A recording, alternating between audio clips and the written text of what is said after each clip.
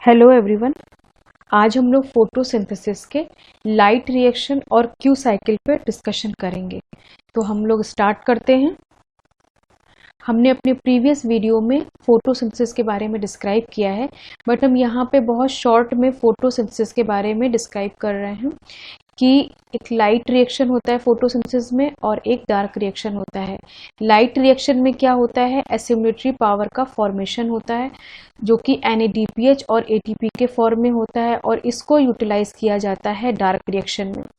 Dark reaction में carbon का fixation होता है या हम बोल सकते हैं CO2 का रिडक्शन होकर कार्बोहाइड्रेट का फॉर्मेशन होता है और इस प्रोसेस में ऑक्सीजन इवॉल्व होती है। इसी को हम लोग फोटोसिंथेसिस कहते हैं। इस फोटोसिंथेसिस के लिए एक रेंज होती है जो कि विजुअल स्पेक्ट्रा की होती है, वो चाहिए होती है, तो वो रेंज होती है 400 to 700 नैनोमीटर की।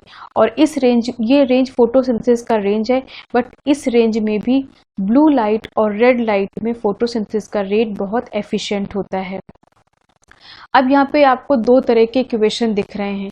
पहले इक्वेशन में 6 वाटर का इन्वॉल्वमेंट है, जहाँ पे 6 CO2 का इन्वॉल्वमेंट है और 1 ग्लूकोज मॉलिक्यूल का फॉर्मेशन हो रहा है, 6 ऑक्सीजन इवॉल्व हो रहे हैं। तो ऐसा माना गया है कि वाटर की स्प्लिटिंग के थ्रू ही ऑक्सीजन इवॉल्व होते हैं।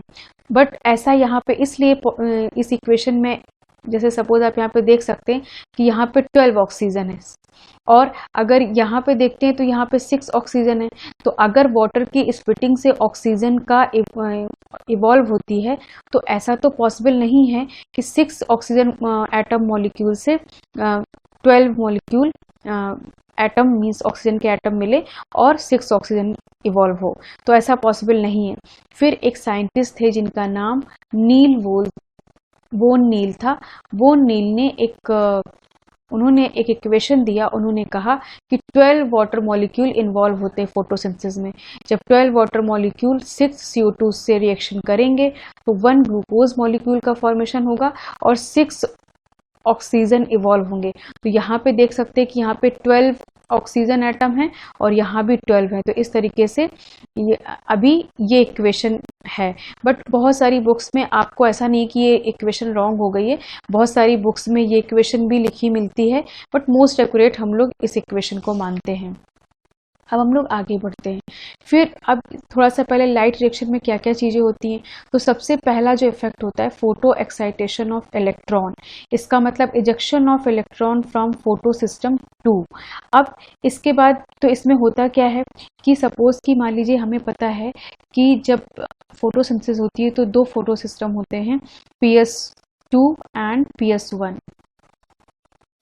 PS2 पे के रिएक्शन सेंटर पे ऐसा क्लोरोफिल मॉलिक्यूल पाया जाता है जो कि 680 नैनोमीटर की वेवलेंथ को एब्जॉर्ब करता है।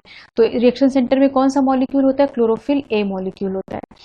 और इसके बाद जो PS1 होता है वहाँ पे जो रिएक्शन सेंटर का क्लोरोफिल मॉलिक्यूल होता है वो 700 नैनोमीटर की वेवलेंथ को एब्जॉर्ब करता है।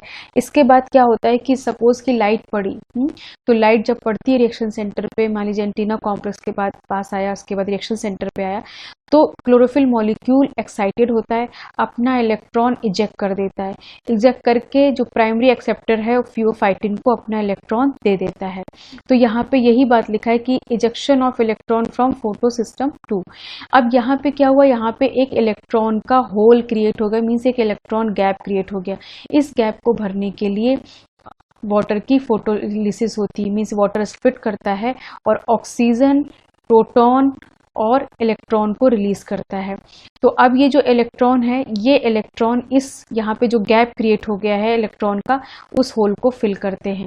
तो इस तरीके से यहाँ पे इलेक्ट्रॉन की जो कमी थी वो पूरी हो जाती, किससे, स्प्लिटिंग ऑफ वाटर से।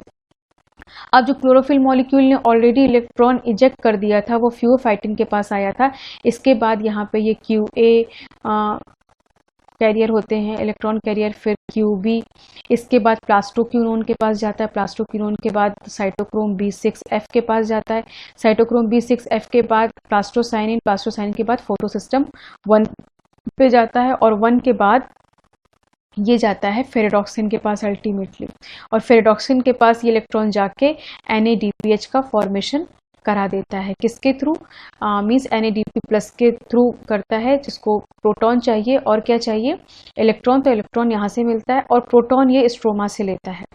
अब यहाँ पे ये चीज़ें, तो सेकेंड स्टेप क्या? Photolysis of water. तो यहाँ पे photolysis of water he, photolysis of water में क्या होगा? Stabilises the photo system 2 by providing the lost electron.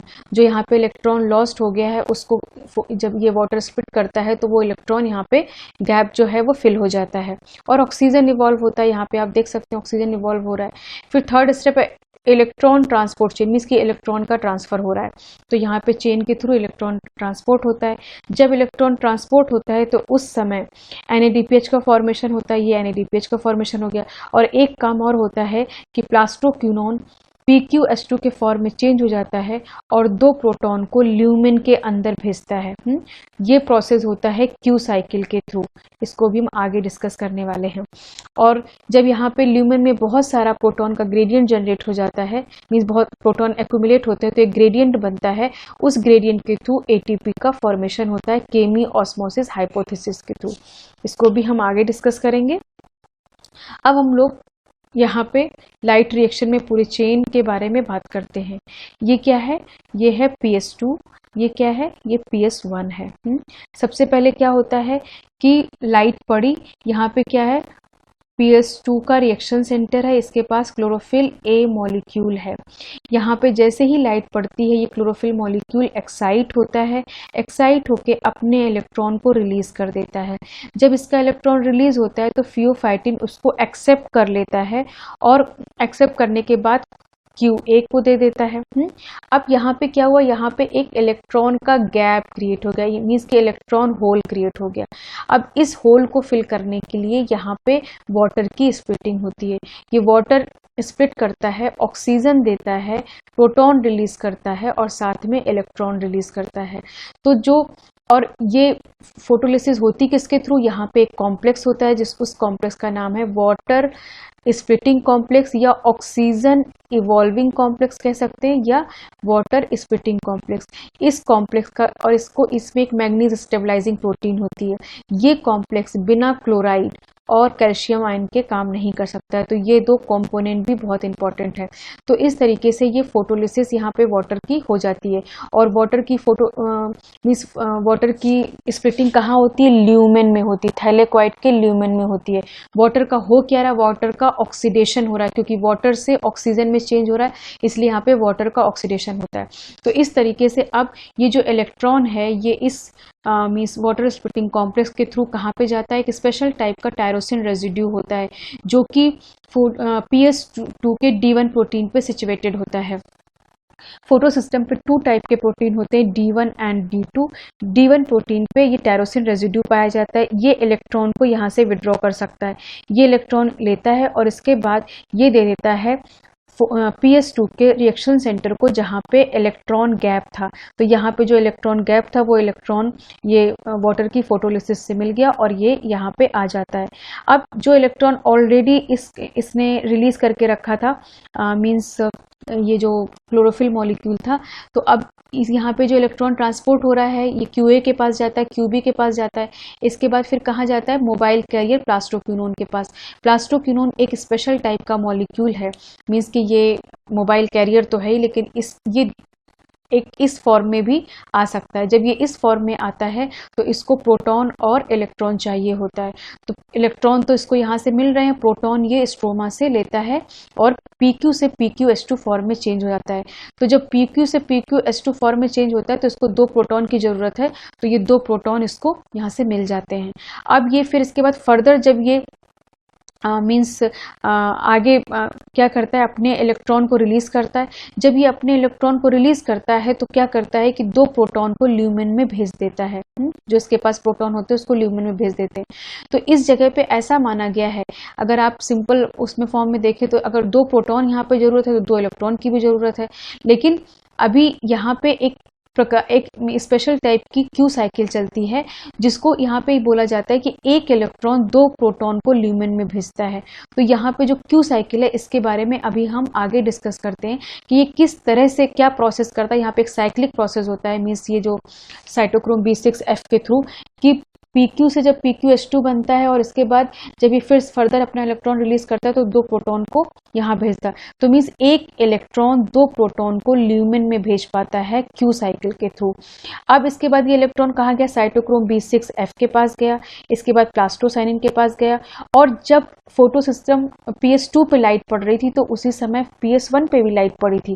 PS1 का भी क्लोरोफिल रिएक्शन सेंटर, जो रिएक्शन सेंटर में क्लोरोफिल मॉलिक्यूल था जो स्पेशल टाइप की लाइट 700 नैनोमीटर को एब्जॉर्ब करता था, वो भी एक्साइटेड स्टेट में गया, क्योंकि भाई ये तो लीफ है ना, तो लीफ में लाइट तो दोनों ही PS पे पड़ेगी, चाहे वो फोटो सिस्टम 1 हो चाहे 2 हो, दोनों पे ही लाइट बराबर पड़ेगी। तो यहाँ भी लाइट पड़ी थी, तो यहाँ जब पड़ी थी तो यहाँ का जो क्लोरोफिल मॉलिक्यूल एक्साइट हुआ था तो उसने भी अपना इलेक्ट्रॉन रिलीज किया था, और प्राइमरी एक्सेप्टर किसको दिया था, फाइलोक्विनोन को दिया था। अब यहाँ पे ये इलेक्ट्रॉन ट्रांसपोर्ट हो रहा है, तो यहाँ पे भी एक इलेक्ट्रॉन गैप क्रिएट हो गया था, उस इलेक्ट्रॉन गैप को ये प्लास्टोसाइनिन भर देता है। इस प्लास्टोसाइनिन को इलेक्ट्रॉन कहाँ से मिला है, इसको इलेक्ट्रॉन मिला है फोटोसिस्टम 2 से, यहाँ पे साइटोक्रोम B6F के थ्रू मिला है। तो इस तरह से अब ये इलेक्ट्रॉन आगे बढ़ रहा है और अल्टीमेटली इलेक्ट्रॉन मीन्स की फाइलोक्विनोन को दिया जाता है, आयरन सल्फर क्लस्टर होता है XA, iron sulphur cluster B, यहाँ पे जाने के बाद अल्टीमेटली फेरेडॉक्सिन के पास आता है। जब ये फेरेडॉक्सिन के पास आता है तो यहाँ पे एक एंजाइम होता है FNR, और उस एंजाइम के थ्रू NADPH का फॉर्मेशन होता है, NADP+ से NADPH का फॉर्मेशन हो जाता है। इस NADPH के फॉर्मेशन के लिए इलेक्ट्रॉन चाहिए, इलेक्ट्रॉन तो ये इस ट्रांसफर चेन या ट्रांसपोर्ट चेन से आ रहा है, इसको प्रोटॉन चाहिए, प्रोटॉन ये यहाँ से ले सकता है, और इस तरीके से ये फॉर्मेशन कर लेता है NADPH का। तो ये क्या हो गया कि ये पूरा एक तरीके से मीन्स ट्रांसफर चेन है, और ये जितने भी मॉलिक्यूल आपको दिख रहे हैं ये अपने रिडॉक्स पोटेंशियल के अकॉर्डिंग अरेंज हैं। ऐसा नहीं है कि लीफ में भी ऐसा ही होता है, इसलिए ये ऐसा दिखाया गया कि जिससे हम उसको रिडॉक्स पोटेंशियल के अकॉर्डिंग समझ सकें।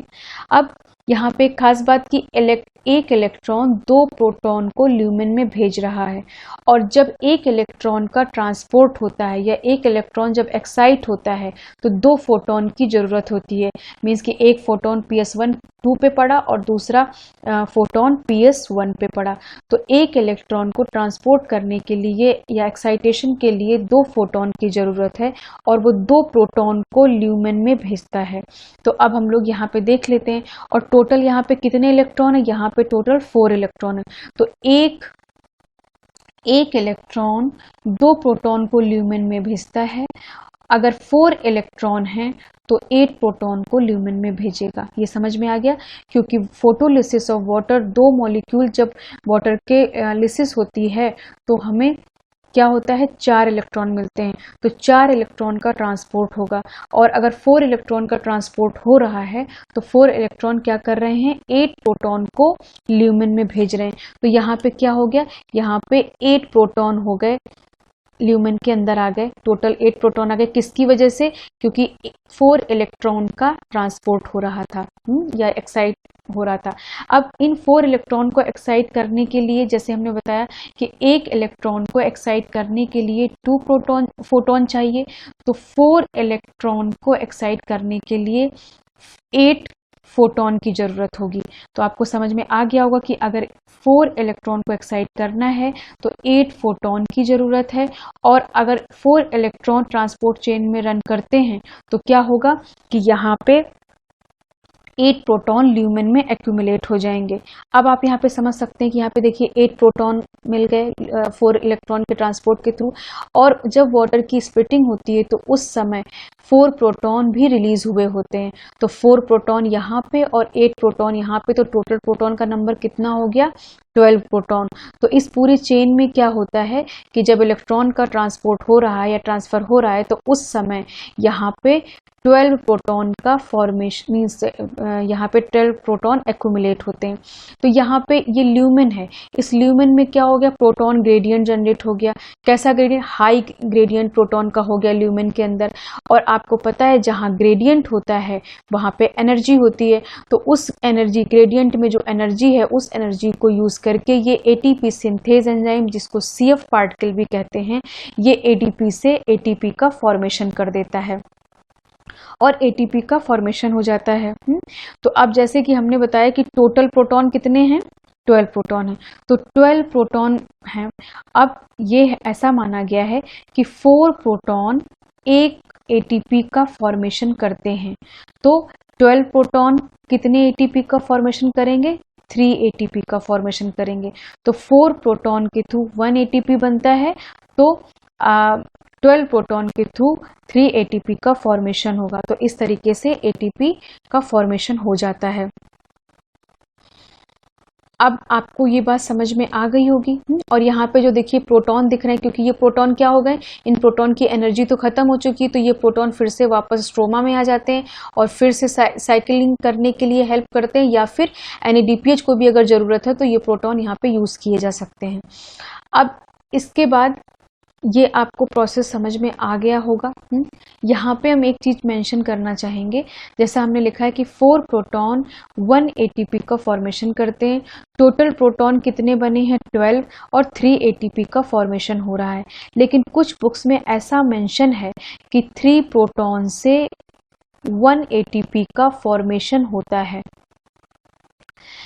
तो जिन बुक्स में या जिस भी जगह पे ऐसा मेंशन है, वो ऐसा मानते हैं कि 3 प्रोटॉन एटीपी के फॉर्मेशन में इन्वॉल्व है और एक प्रोटॉन जो CF पार्ट के लिए एटीपी सिंथेज एंजाइम है, इसको मैनेज करने में यूज़ हो जाता है।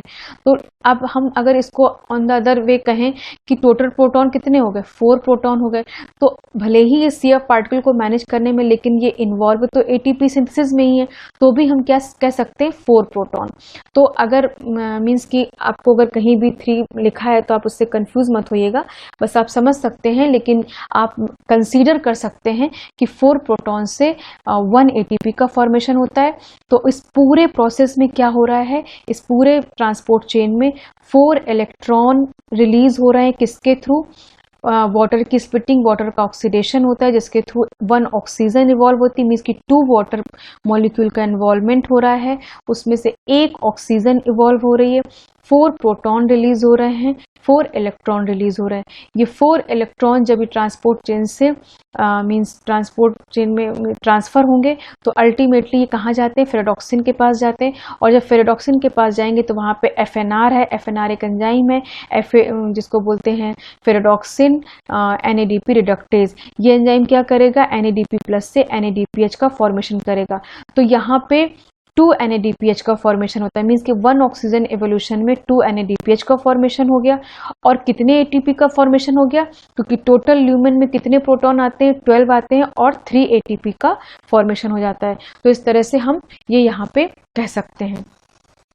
अब आपको ये बात इतनी क्लियर हो गई होगी। हाँ, तो अब हम लोग आगे बढ़ते हैं। तो जैसे कि हमने यहाँ पे बताया आपको कि जितने भी ये मॉलिक्यूल हैं, ये सारे अपने किसके अकॉर्डिंग अरेंजमेंट है? इनका अरेंजमेंट है अपने रिडॉक्स पोटेंशियल के अकॉर्डिंग। तो अब हम यहाँ पे आपको रिडॉक्स पोटेंशियल यहाँ पे तो नहीं बना है, हम जेड स्कीम में आपको रिडॉक्स पोटेंशियल के बारे में और डिटेल में बताएंगे। यहाँ पे आप इतना समझिए कि जहाँ पे वाटर की मीन्स की रिडॉक्स पोटेंशियल में क्या होता है? रिडॉक्स पोटेंशियल का मतलब होता है कि कोई भी स्पीसीज जो इलेक्ट्रॉन को एक्वायर करे, या तो वो इलेक्ट्रॉन को क्या करे? एक्वायर करे, और या फिर क्या करे? लूज करे।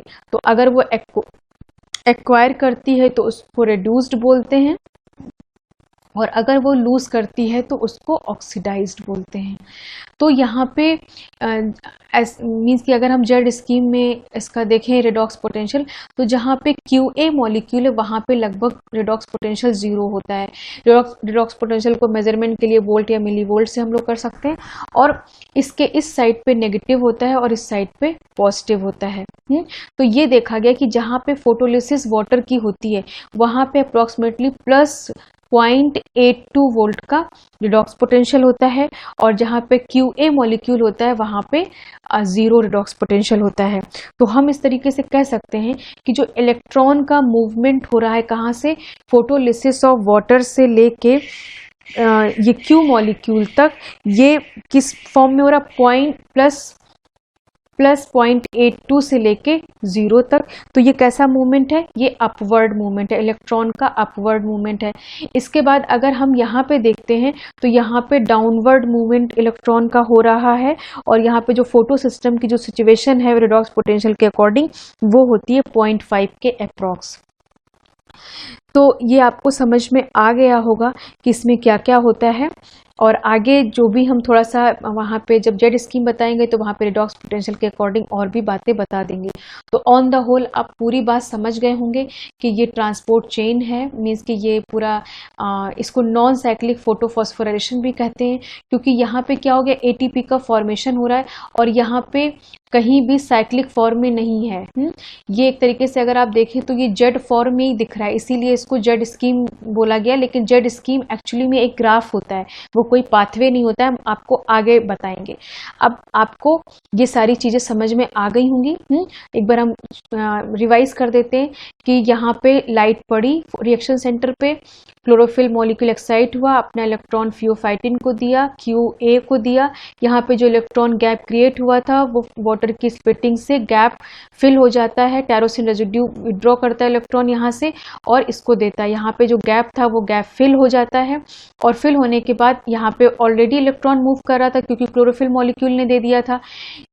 इस तरह से ये इलेक्ट्रॉन ट्रांसपोर्ट होता है और अल्टीमेटली जब ये PQ के पास पहुंचता है तो यहाँ पे Q साइकिल चलती है और एक इलेक्ट्रॉन 2 प्रोटॉन को ल्यूमेन के अंदर भेजता है और फिर इलेक्ट्रॉन आगे यहाँ पे मूव करता है फोटो सिस्टम 1 पे, क्योंकि यहाँ भी एक इलेक्ट्रॉन का गैप क्रिएट हो गया था, वो गैप भी फिल हो जाता है क्लोरोफिल मॉलिक्यूल के पास आके और अल्टीमेटली फेरेडॉक्सिन के पास जाता है और फेरेडॉक्सिन बनाता है रिड्यूसिंग पावर, उसको बोलते हैं NADPH। अब इसके बाद तो जब ये ल्यूमेन में प्रोटॉन आ रहे हैं तो टोटल वाटर की स्प्लिटिंग के थ्रू 4 प्रोटॉन का फॉर्मेशन और 4 इलेक्ट्रॉन इजेक्ट होते हैं। तो जो 4 इलेक्ट्रॉन यहाँ पे रिलीज हो रहे हैं वो इलेक्ट्रॉन का ट्रांसपोर्ट होगा। तो 1 इलेक्ट्रॉन के मींस ट्रांसपोर्ट के लिए कितना चाहिए, फोटोन, 2 फोटोन चाहिए। तो 4 इलेक्ट्रॉन के एक्साइट होने के लिए या फिर उसको ट्रांसपोर्ट करने के लिए 8 फोटोन की जरूरत है और जब 4 इलेक्ट्रॉन ट्रांसपोर्ट होंगे तो यहाँ पे 8 प्रोटॉन ल्यूमेन में इकट्ठे हो जाएंगे और इसके बाद यहाँ पे टोटल, क्योंकि यहाँ पे 4 प्रोटॉन ऑलरेडी हैं, 8 प्रोटॉन यहाँ से आ गए तो अब क्या हो गया, 12 प्रोटॉन यहाँ पे एक्यूमुलेट हो गए और ये ग्रेडियंट यहाँ पे जनरेट हो जाता है, मींस H+ आयन का कॉन्सेंट्रेशन ज़्यादा हो जाता है, हाई ग्रेडियंट होता है, जिसकी वजह से ग्रेडियंट में एक एनर्जी होती है, उस एनर्जी को ATP सिंथेज यूज़ करता है और यूज़ करके ADP से ATP का फॉर्मेशन कर देता है और इस तरीके से ये पूरा प्रोसेस होता है। अब हम लोग आगे बढ़ते हैं तो हमने यहाँ पे बताया कि एक स्पेशल टाइप का Q साइकिल चलता है। अब इसी Q साइकिल के बारे में हम लोग बात करेंगे। यहाँ पे आप देख सकते हैं कि जब फोटो सिस्टम 2 से QA से QB के पास इलेक्ट्रॉन आता है, इसके बाद प्लास्टोक्विनोन को इलेक्ट्रॉन दिया जाता है। प्लास्टोक्विनोन के बाद प्लास्टोक्विनोन के ही पास Q साइकिल चलती है। तो प्लास्टोक्विनोन एक स्पेशल टाइप का मॉलिक्यूल है जो इन 3 फॉर्म में रह सकता है, मीन्स कि प्लास्टोक्विनोन Q फॉर्म है, प्लास्टो सेमीक्विनोन इसके पास एक इलेक्ट्रॉन है और प्लास्टो हाइड्रोक्विनोन। तो ये बहुत ही इंपॉर्टेंट फैक्टर है क्योंकि इसी की वजह से इलेक्ट्रॉन साइक्लिक फॉर्म में आता है। किस तरह से आता है, ये है साइटोक्रोम B6F कॉम्प्लेक्स। इसके पास 2 मॉलिक्यूल है, एक साइटोक्रोम B है और एक साइटोक्रोम F है। इसको साइटोक्रोम F इसलिए कहा गया क्योंकि इसके पास आयरन सल्फर क्लस्टर है और वो क्लस्टर जो है उसको रिस्के आयरन सल्फर बोलते हैं। तो अब ये रिस्के आयरन सल्फर प्रोटीन हो गई। अब इसके बाद क्या हुआ कि जब first molecule of PQS2 oxidised, जब पहला मॉलिक्यूल PQS2 का ऑक्सीडाइज होता है तो क्या होता है, ये PQS2 के फॉर्म में है, ये इस फॉर्म में चला जाता है। इसके बाद ये 2 इलेक्ट्रॉन रिलीज करता है, एक इलेक्ट्रॉन ट्रांसपोर्ट हो जाता है कहाँ पे, फोटो सिस्टम 1 के पास, जो कि आगे चल के फेरेडॉक्सिन को मिलेगा और वहाँ पे NADPH का फॉर्मेशन हो जाएगा। फिर एक इलेक्ट्रॉन को साइटोक्रोम B के पास दिया जाता है और साइटोक्रोम B क्या करता है कि एक क्यूनोन मॉलिक्यूल मीन्स कि इस फॉर्म को इलेक्ट्रॉन देता है और इस फॉर्म में सेमी क्यूनोन फॉर्म में चेंज कर देता है। अब जब सेकेंड मॉलिक्यूल PQS2 का ऑक्सीडाइज होगा तो क्या होगा, जब सेकेंड मॉलिक्यूल ऑक्सीडाइज होगा तो फिर से वापस वो 2 प्रोटॉन मीन्स कि क्या करेगा, रिलीज करेगा कहाँ पे, ल्यूमेन में 2 इलेक्ट्रॉन रिलीज करेगा। एक इलेक्ट्रॉन तो ट्रांसपोर्ट चेन मीन्स कि फोटो सिस्टम 1 के पास चला जाएगा और एक इलेक्ट्रॉन साइटोक्रोम B6 के पास जाता है। जब साइटोक्रोम बी के पास गया तो यहाँ पे हम ऑलरेडी फर्स्ट जब क्यू मॉलिक्यूल मीन्स प्लास्टोक्विनोन जब ऑक्सीडाइज हुआ था तो उसमें क्या हो रहा था कि वो जो मीन्स कि ये प्लास्टोक्विनोन ऑक्सीडाइज होके फिर क्या हो रहा था कि यहाँ पे इसने एक सेमी क्विनोन फॉर्म बन गया था, क्योंकि यहाँ पे इलेक्ट्रॉन एक यहाँ चला गया था साइड। तो यहाँ पे क्या हुआ कि ये ऑलरेडी बना हुआ है। अब ये जब इस फॉर्म में है तो इसको सिर्फ एक इलेक्ट्रॉन और 2 प्रोटॉन की जरूरत है, तो ये PQH2 फॉर्म बना सकता है। तो यही खास बात है। तो अब क्या होगा कि एक इलेक्ट्रॉन 2 प्रोटॉन से फिर से ये इस फॉर्म में चेंज हो जाएगा। फिर ये 2 प्रोटॉन को कहाँ भेजेगा, ल्यूमेन में भेजेगा। 2 इलेक्ट्रॉन फिर से प्रोसेस होंगे।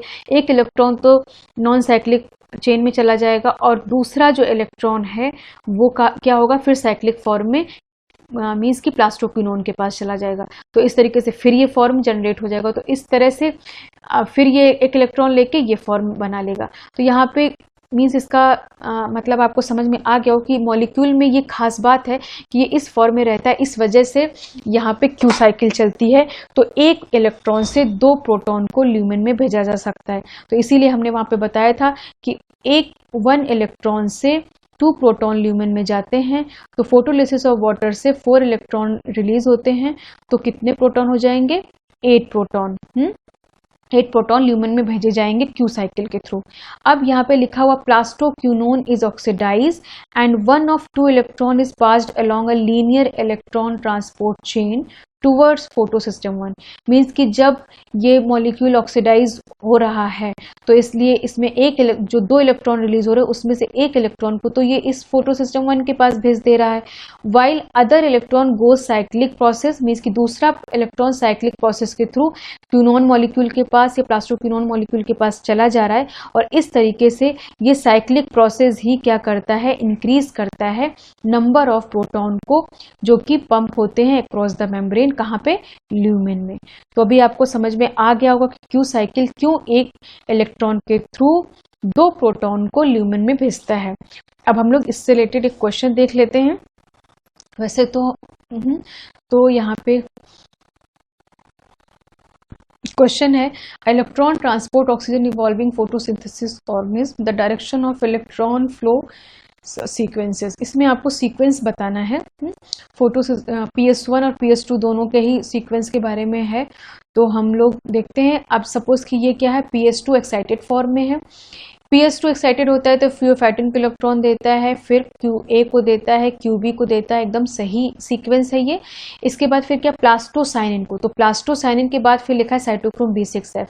तो ये रॉन्ग हो गया है ना, क्योंकि इसके पहले ये इसको इलेक्ट्रॉन देता है, फिर यहाँ पे इसको होना चाहिए था। तो या तो हम लोग यहाँ पे इसको ड्रॉ कर लेते हैं कि PS2 के पास इलेक्ट्रॉन, पहले PS2 से इलेक्ट्रॉन रिलीज होता है फ्यूओफाइटिन, फ्यूओफाइटिन के बाद QA, QB, इसके बाद प्लास्टोक्विनोन, प्लास्टोक्विनोन से साइटोक्रोम B6F, इसके बाद प्लास्टोसाइनिन, फोटोसिस्टम 1 में फाइलोक्विनोन के पास जाता है और इसके बाद जाता है FX के पास, FA और FA iron sulphur cluster B। अब हम लोग इसको देख लेते हैं और यहाँ पे अल्टीमेटली फेरेडॉक्सिन के पास जाता है, फिर NADPH के पास पहुंच जाता है। अब इस वाला ये सीक्वेंस तो हमने पहले बताया कि रॉन्ग हो गया। फिर दूसरे वाले में मीन्स फोटो ये PS1 दिया हुआ है। अब इससे हम लोग देखते हैं PS1 एक्साइट हुआ, एक्साइट होने के बाद इलेक्ट्रॉन फाइलोक्विनोन के पास जाता है। हाँ, यहाँ पे देखिए ये रॉन्ग हो गया क्योंकि फाइलोक्विनोन के पास जाता है, ये सही है। इसके बाद ये जाता है कहाँ पे, FX मीन्स की आयरन सल्फर X के पास, लेकिन यहाँ पे क्या लिखा हुआ है, आयरन सल्फर A। तो ये स्टेटमेंट भी रॉन्ग हो गया, ये भी रॉन्ग हो गया। अब इसको हम लोग देखते हैं। ये PS2 के लिए PS2 एक्साइटेड होता है, फ्यूओफाइटिन को इलेक्ट्रॉन देता है।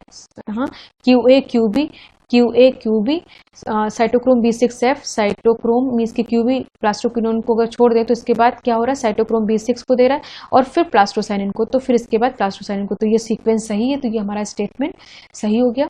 फिर इसके बाद यहाँ पे देख सकते हैं ये PS1 के लिए, तो यहाँ पे PS1 है एक्साइटेड स्टेट में, फाइलोक्विनोन को इलेक्ट्रॉन जाता है, फाइलोक्विनोन के बाद FX, FA और FB।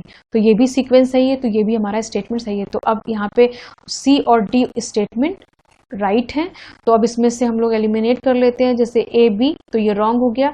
बी सी, तो सी तो सही है बट बी नहीं सही है, तो इसलिए ये भी रॉन्ग हो गया। सी डी, हाँ ये हमारा करेक्ट ऑप्शन है। इसके बाद डी और ए, इसको भी हम लोग एलिमिनेट कर सकते हैं क्योंकि इसमें ए रॉन्ग है। तो इस तरीके से ये लाइट रिएक्शन था। और अगर आपको कोई डाउट है तो आप हमें कमेंट सेक्शन में लिख सकते हैं, और या आप ईमेल आईडी के थ्रू भी कुछ क्वेश्चन पूछ सकते हैं। Okay, thank you.